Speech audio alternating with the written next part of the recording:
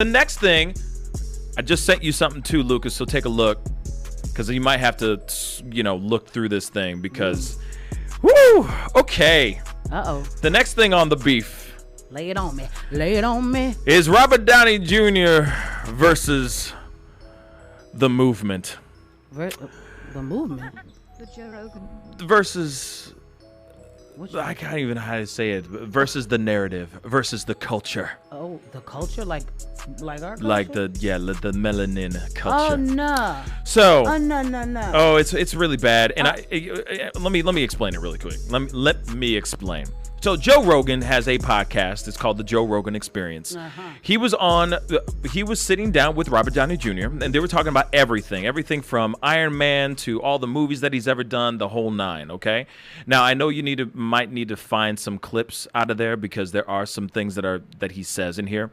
But anyway, Joe Rogan sits there and asks him about the infamous movie that he did called Tropic Thunder, where he was in blackface. He was. Okay. Why did I excuse that blackface? I don't know. Hold on to that, all of that, okay? So, of course, they're talking about everything from Marvel, like the process of making a Marvel movie, the fact that he walked, why he left the Marvel franchise, is if there's a possibility of, if there's a possibility of him coming back and playing Iron Man again, maybe, that kind of thing. And then, of course, they talked about this whole thing about him playing blackface as inside of this movie called Tropic Thunder, which was directed and written by Ben Stiller. Okay? So we have a little bit. Do we have a little bit of it? I'm not sure where you want me to start it. I can't find. Ooh. Okay. So because I know that it's a 12-minute clip. I can't figure out which part. It is a 12-minute clip.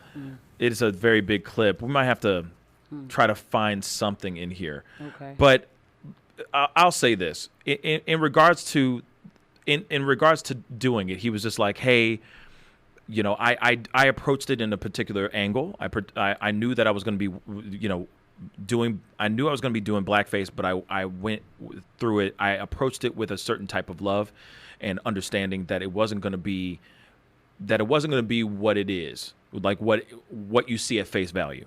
Right. No. No pun intended. But, he was kind of like, and he goes, and of course, when it came to Ben Stiller directing this and all that stuff, he was like, the whole movie is lewd. The whole movie is offensive. It's supposed to be like that. So I knew that that's what I was going to be walking in on. And then he said, of course, he was like, well, a lot of my black friends, would sit there and say, man, that was great.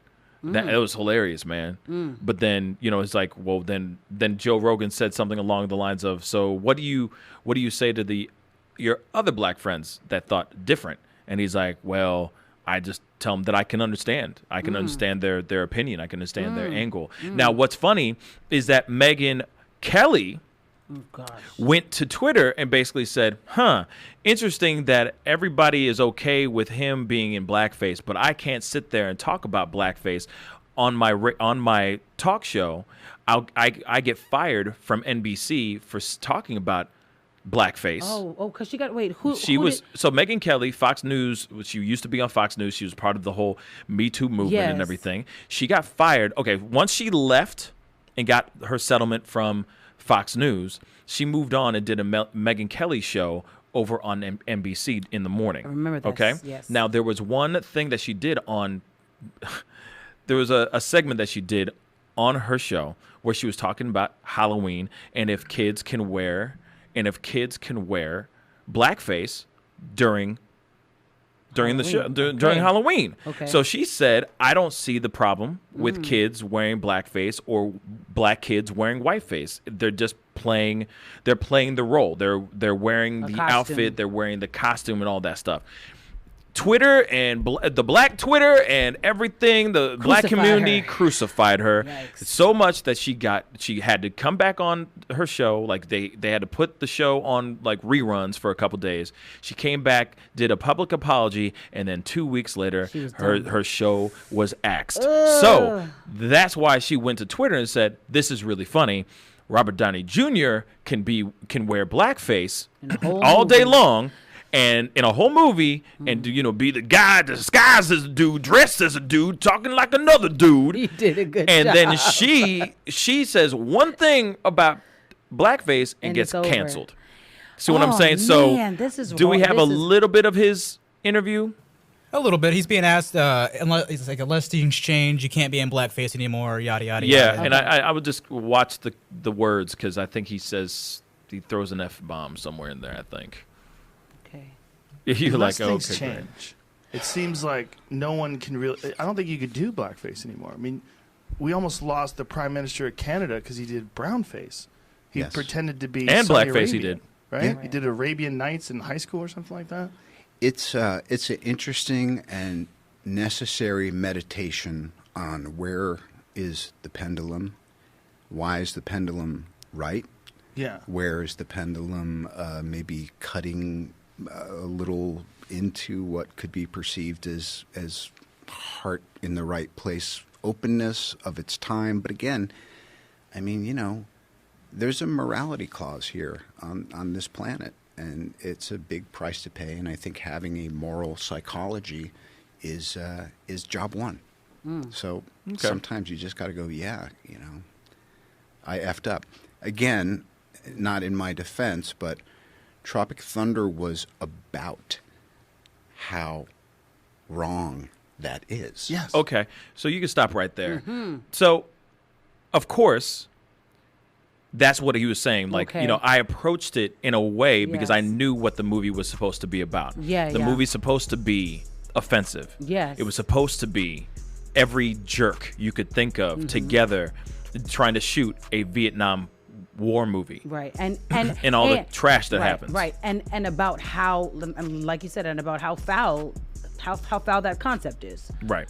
And it's so funny because when I think back to this movie, I saw it in real time in the theaters, and I laughed till I cried. I think it was a hilarious movie, and I didn't leave the movie offended. I didn't even really deeply ponder this, right? At that Right. time, I guess maybe I wasn't in the place to, or I also think because it's comedy, a lot of people overlooked it because comedy is almost like a fair game space for most people. But at the same time, on the flip side, when I think about it now, I think about why I wasn't offended by that movie. And I think low key, I probably should have been. Low key, yes. Low key. Like- Low key, high key. Right. But at the same time, like, I feel like at that time, because the first question he asks him is first. He's like, you think in this climate right now, in this time, could you still do that part in Tropic Thunder now? And he was like, no. Yeah, He was 'cause- like, hell to the no. And that- So, you know How what I'm old saying? is that movie? Right, that movie's not. How old is that movie? Oh, I don't even know. How That's can a you? very good question. Yeah, because but the shift has been drastic since then. So I feel that. Drastic. It's so Incredibly different. drastic. So I feel like now it wouldn't have gone over the same way that it did when it came out, even though it wasn't. 2008.